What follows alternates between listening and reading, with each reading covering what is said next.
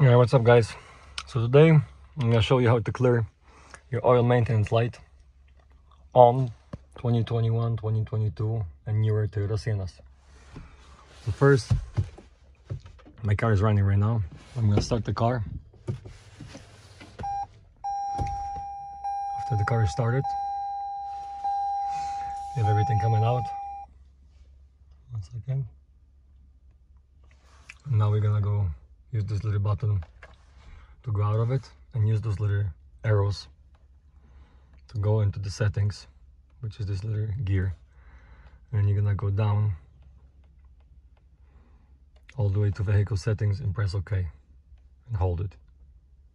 Now you got all these different settings, and then you go all the way to the bottom and you got oil maintenance.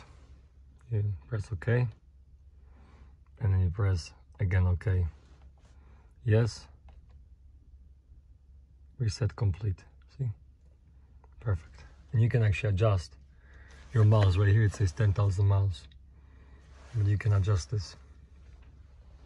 If you guys have any questions, please comment and I'll let you know. Thanks for watching.